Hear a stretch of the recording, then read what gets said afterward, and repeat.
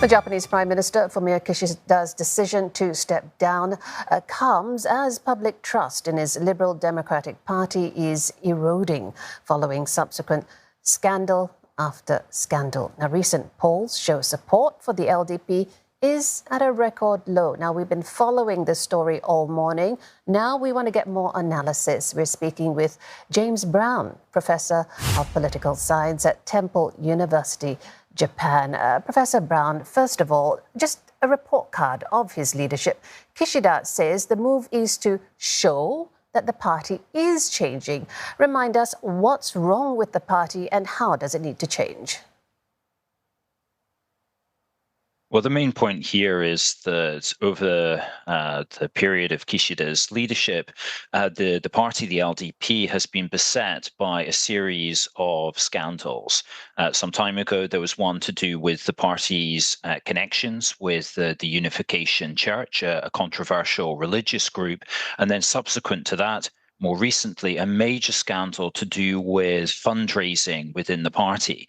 Now, interestingly, neither of these scandals directly affected Kishida personally, but as a result of what was seen as somewhat indecisive handling of those scandals, it really harmed both his popularity and the overall popularity of the party. Analysts say, including yourself, that, hey, on balance, he did not a bad job when you talk about his international achievements, but yet his ratings continue to fall. What is it about Japanese politics that allows this? I'd say actually not so much Japanese politics, but just politics more broadly. You can be very unfortunate. I think on many of the key issues, Kishida has really been quite a successful prime minister. If we look at the foreign policy issues on Ukraine, on Japan rebuilding its relations with South Korea, which had been disastrous, in managing the relationship with the United States, in building up Japan's defense capabilities at such a key time. On all of these, Kishida has been very good, but sometimes you can simply be exceptionally unlucky. And I think Kishida has been prime minister at a time when any leader of the LDP would suffer from significant unpopularity. Yeah. So given what you're saying, the fact is trust in his party has been rocked. Who among potential successors do you feel might be best to replace him and reverse this?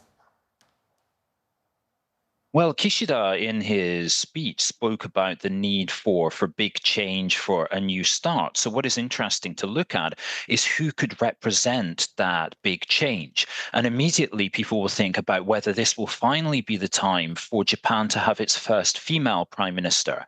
And so if that is the case, people will look towards Kamikawa Yoko, who's the current foreign minister.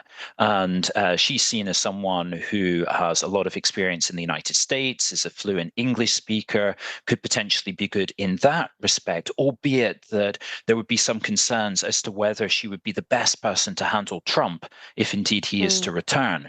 The other possibility is someone who would represent a big change would be Kono Taro. Now, he comes from very much a very established kind of dynasty of Japanese politicians, but he's seen as very much a radical. And he would be someone who would perhaps take on some of the vested interests within the country and would also be willing to make the unpopular changes. I want to take up your point on his international successes. We've seen relations improve with South Korea, fresh momentum in US-Japan ties, the Quad. In terms of reaction from the international community, should there be some concern over a lack of continuity over the key matters that we've just mentioned? I think that's the case, yes, that you could make the argument that even though the cabinet has low approval ratings, this is a very risky time for making changes. And I think some members within the LDP were quite surprised by Kishida's decision. So yes, ahead of the elections in the United States, especially, I think bringing in this level of uncertainty could be seen as unwelcome. We've got the LDP leadership meeting coming up, not long to go, September. What do you think we are going to see from now until then from the party? What do they need to do? Yeah, so Yeah, so the key thing will be for the various figures to be positioning themselves. And yes, as foreign observers, it's always natural that we focus on foreign policy issues. But a key additional factor is the economy. And that's been another factor in Kishida's unpopularity, the rising living costs. So actually in the remaining weeks, what we'll see is a lot of the leadership contenders focusing on domestic economic issues and trying to assure the public and other members of their own party that they're the safe pair of hands who can see this difficult economic period and can bring in the policies that would help to stabilize the yen and also to promote growth in the coming years.